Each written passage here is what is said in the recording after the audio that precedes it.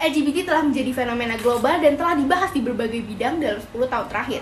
Indonesia adalah salah satu dari 5 negara yang diprediksi dapat menjadi negara dengan sasaran fenomena LGBT terbanyak karena perkembangannya begitu pesat. Namun, Indonesia sendiri termasuk dalam 5 negara yang menolak fenomena cinta sejenis ini.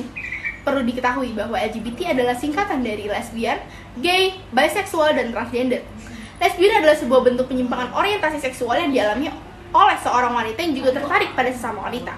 Namun, lesbian tidak hanya disematkan pada wanita yang sempurna secara biologis saja, namun juga termasuk orang-orang yang mengidentifikasikan dirinya sebagai wanita. Gay juga merupakan bentuk penyimpangan orientasi seksual dengan ketertarikan sama jenis, yaitu antara laki-laki dengan laki-laki. Faktor-faktor terjadinya LGBT. Yang pertama, faktor lingkungan. Faktor lingkungan bisa memicu terjadinya LGBT. Misalnya saja karena salah pergaulan. Dalam berteman, sudah selayaknya kita memilih teman yang memiliki perilaku baik. Ketika seseorang berteman dengan orang yang termasuk LGBT, ada kecenderungan dia akan ikut menjadi anggota LGBT disebabkan faktor pengaruh teman. Yang kedua, faktor keluarga. Jika seorang anak mengalami kekerasan di lingkungan keluarganya, hal ini bisa menjadi salah satu faktor yang menyebabkan dia menjadi LGBT. Sebagai contoh, seorang anak perempuan yang mendapatkan perlakuan kasar dari ayah atau saudara laki-lakinya akan berpikir untuk membenci lawan jenisnya. Alhasil, dia memilih untuk hidup sebagai LGBT karena pengalaman hidup yang tidak mengenakan. Terakhir, faktor genetik. Kemudian faktor penyebab LGBT bisa terjadi adalah karena faktor genetik. Maksudnya ialah penyimpangan seksual seperti lesbian, gay, biseksual, ataupun transgender bisa terjadi karena adanya riwayat keturunan dari anggota keluarga sebelumnya. Upaya pencegahan LGBT adalah dengan peningkatan dan pemahaman lebih terhadap agama dan Pancasila, dan juga rehabilitas dan mencari bantuan kepada psikolog. Kesimpulannya, pelaku LGBT sebaiknya tidak dijauhi, tetapi merangkul mereka untuk membantu mereka kembali ke kodrat mereka yang sebenarnya.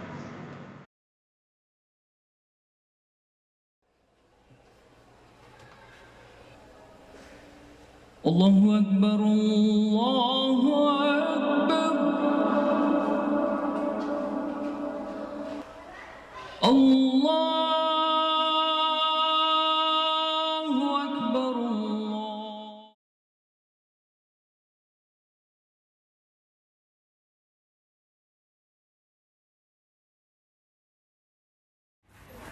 Sekularisme merupakan sebuah paham yang hanya mengedepankan pada kebendaan semata dan memisahkan antara kehidupan dunia dengan akhirat. Bahkan paham ini selalu memperjuangkan hak untuk bebas dari berbagai aturan-aturan dari ajaran agama. Mereka berkeyakinan bahwa semua kegiatan keputusan yang keseluruhannya berada dan dibuat oleh manusia tidak boleh ada peran dan campur tangan agama di dalamnya. Sekularisme merupakan sebuah ideologi yang pada mulanya berkembang di dunia barat dan kemudian terus menyebar hampir ke seluruh penjuru dunia, tak terkecuali dunia Islam dan juga Indonesia pada khususnya.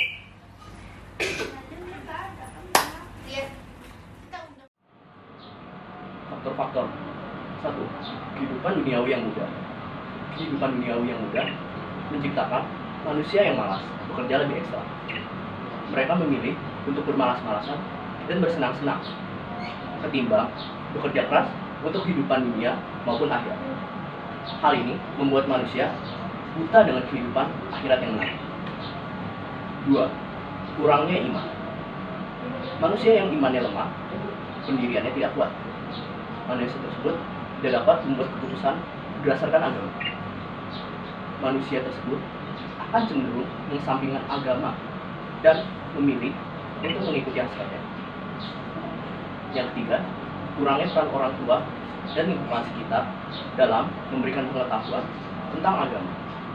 Peran orang tua dan lingkungan sekitar sangatlah penting. Anak akan mengikuti apa yang lingkungan sekitarnya lakukan. Setiap hal yang terjadi di sekitar akan dicontoh oleh anak.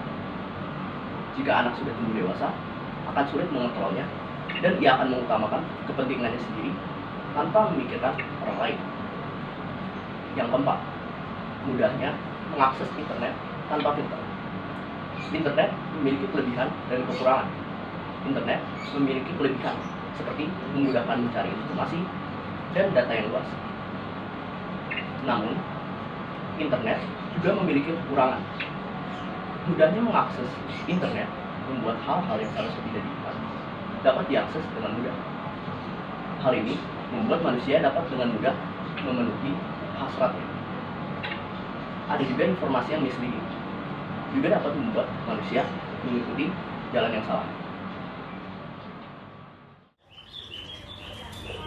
Tujuan utama dari paham ini adalah untuk memisahkan antara urusan manusia dengan urusan Tuhan dalam semua aspek kehidupan, termasuk dalam konteks pendidikan dengan membawa 3 komponen utama, yaitu penindakkeramatan alam, desakralisasi politik, dan dekonstruksi nilai-nilai. Upaya sekularisme adalah menyelenggarakan pendidikan tinggi, mendidik golongan manusia dewasa, dan membangun perguruan tinggi berkualitas yang penyelenggaraan pendidikannya berdasarkan worldview Islam. Kesimpulan dari sekularisme, pada dasarnya Indonesia adalah negara yang memiliki berbagai macam agama dan berpegang teguh dengan agama yang tidak dapat dipisahkan sesuai dengan sila pertama Pancasila.